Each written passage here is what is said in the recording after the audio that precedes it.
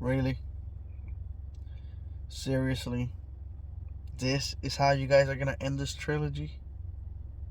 God.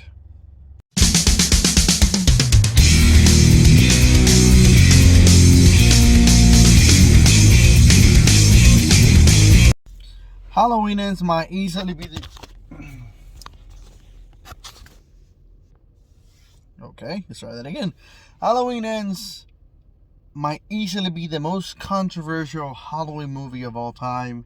And that says something in a franchise that includes a movie without our main killer, Michael Myers, in Halloween 3, a movie that has Busta Rhymes whooping Michael's ass, and a movie that included a cult as an explanation for Michael's immortality.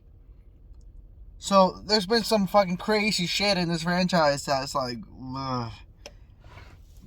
But in a way, this might take the cake. This movie might not be the worst Halloween movie, but it's definitely probably the most infuriating one in the entire series because it's the one with the most potential.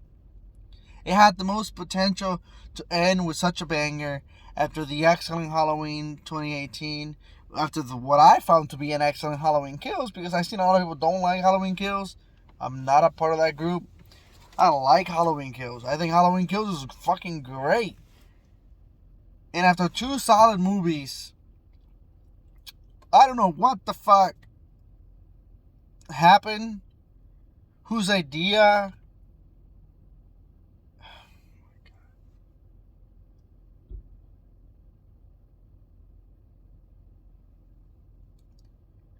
I'm gonna go full spoilers in this movie because it's infuriating and I have to discuss some things about it. So this is your spoiler warning if you do not want to be spoiled whatsoever. Did I think Halloween Ends was a bad film? No, I do not think it's a bad film. But it's a disappointing Halloween film, a disappointing end to the trilogy.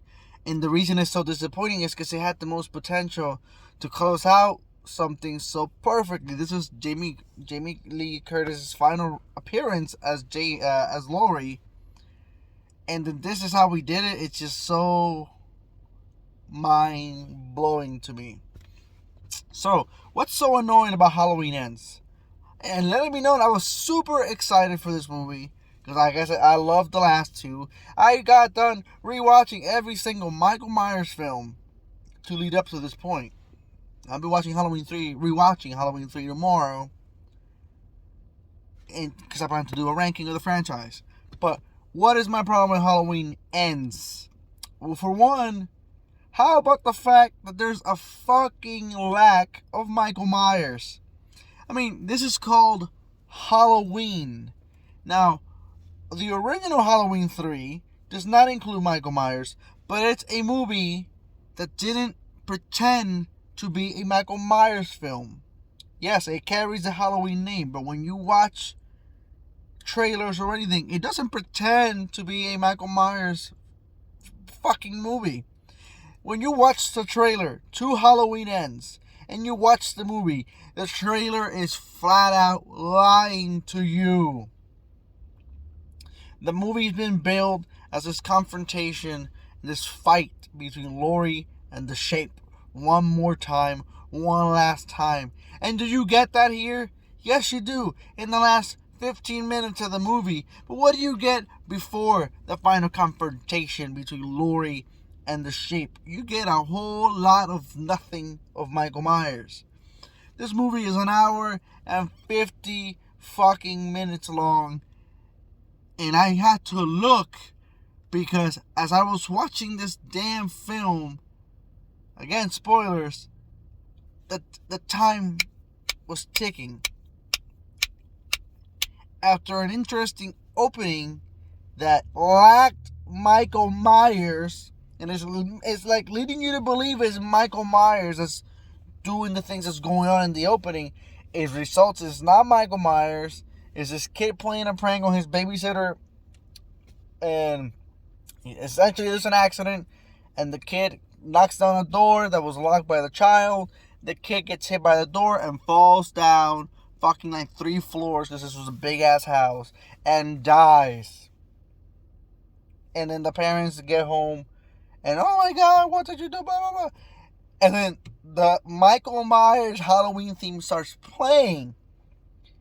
The Michael Myers theme starts playing when the opening had nothing to do with Michael Myers. That is the Halloween theme, yes, but it's really become synonymous, yes, with Halloween, but Michael Myers himself. I mean, the theme is not in Halloween 3 because it's a Michael Myers theme.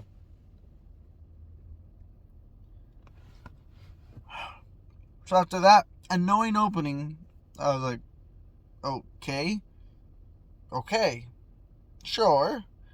The movie keeps going and going and going and going. 20 minutes. No Michael. 30 minutes. No Michael. It's not until the almost 40-minute mark that we first see Michael Myers in this film, who's apparently been living in the sewers. So he's been missing for 4 years. After the events of killing Karen, killing half the fucking town, he went into hiding in a sewer. I could buy that in a way, but apparently in these 4 years he's never left the sewers. There's a character that mentions that he sees people go into the sewer and never come out. So he's clearly still been killing some people every so often. And then when we do see Michael Myers in this film, it's in the most annoying possible way, because our new character, Corey, who was the one who accidentally killed the child he was babysitting, gets pulled in there, and Michael grabs him and does not kill him. These scenes and flashbacks of what the kid did start playing, and Michael lets him go. Now, I'm going to assume, right, because Michael doesn't talk, so we have to assume here. He doesn't say things directly, but what it means is that Michael sees him possibly as the next him or another killer like him. What?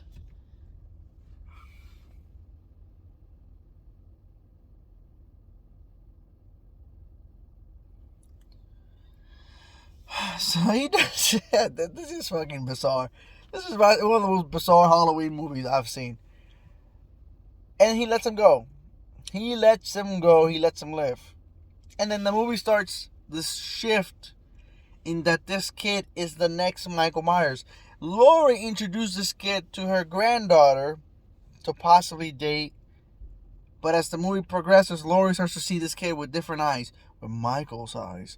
Is he the next Michael Myers? Is he going to be the next killer? The next boogeyman? And then, eventually, he, after another technically accidental kill, he goes on a rampage of killing. He starts killing people, all the while Michael's still in hiding. And eventually, he teams up with Michael at one point to kill people. Later on in the movie, he goes into the sewer and kind of wrestles Michael and outpowers Michael Myers and robs Michael Myers of his fucking mask.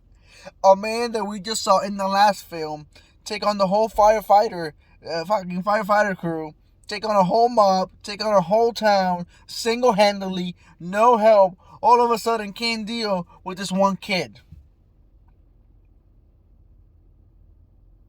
And I don't care if you want to be, well, he's older. He's probably like 70 years old now. I don't give a fucking shit. If he's 70, he shouldn't have been doing the stuff he was doing when he was 66, 64, however old. I mean, the 4-year gap, he really shouldn't have gone down that drastically in power. I mean, the guy literally took a fucking ass whooping at the end of Halloween Kills. An ass fucking whooping. Got up and killed everybody. And this same guy cannot outpower this one kid? This guy literally goes into Michael's home, the sewer, and robs him of his fucking Halloween mask. His mask. And then he starts killing people while wearing the Michael Myers mask. So he's essentially a copycat killer. You know what this movie is? This movie is a combination of two Friday the 13th films. This movie is a combination of Friday the 13th Part 5, A New Beginning, with the copycat killer aspect. And this is also like Jason Goes to Hell, in which the main killer is not really in the movie. In Jason Goes to Hell, Jason's barely in the movie. He's in the beginning and the end. In this movie, Michael's in the halfway point and the end.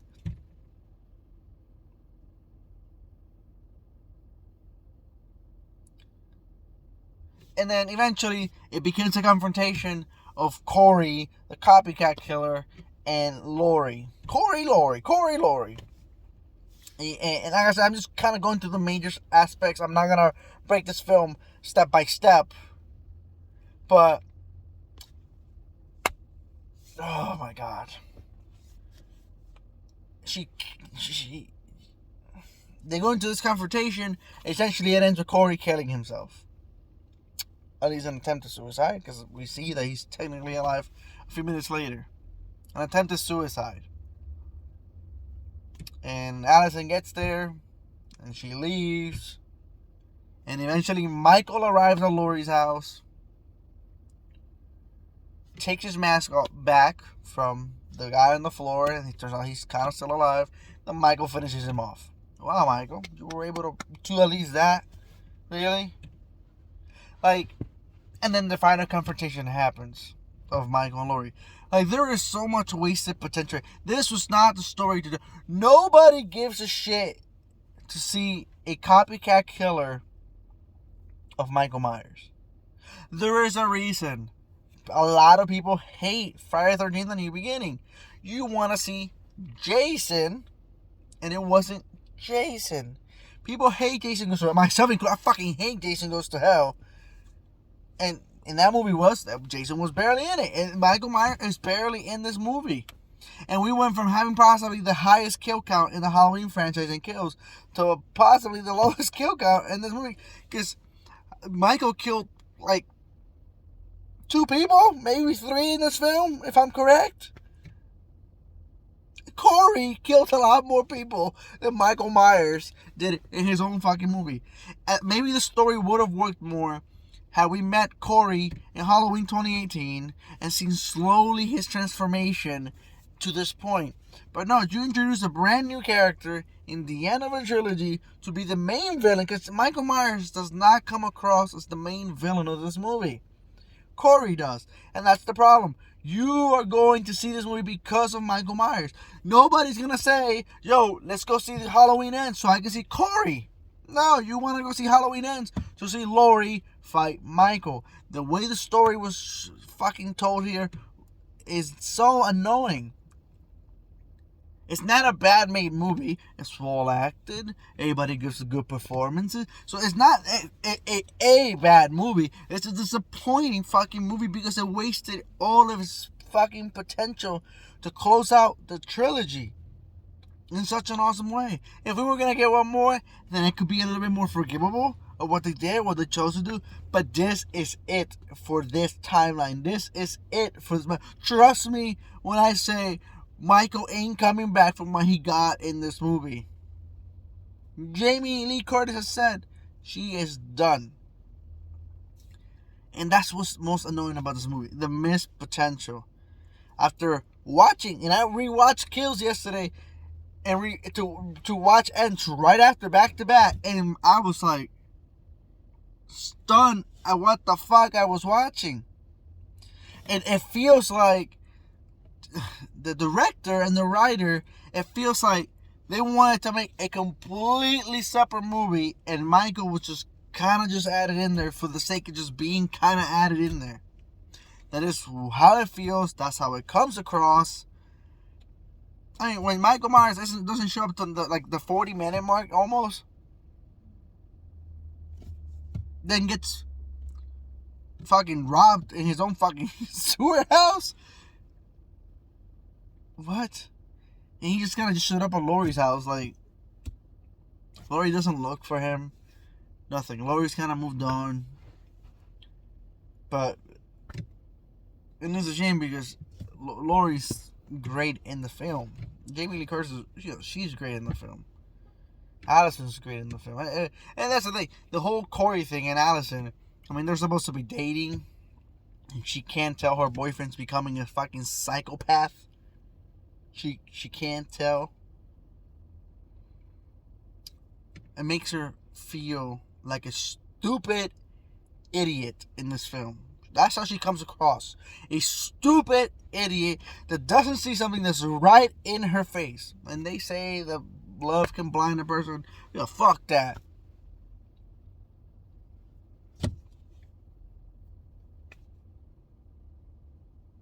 This movie's annoying. And it's a shame. There's some good stuff in here. I mean, there are some really good, decent kills in here. Not done by Michael Myers. They're done by Corey. But there are some good kills in here. The stuff with Michael is great. The last 15-20 minutes are excellent, I would even say.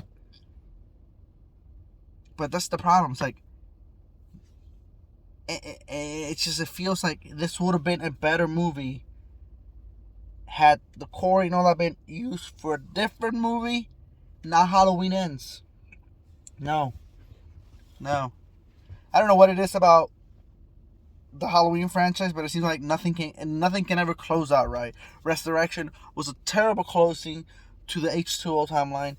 The Curse of Michael Myers was a terrible closing to the Jamie trilogy. Rob Zombie's Halloween 2 failed to be as good as his predecessor, and then this one fails to be as good as the previous two.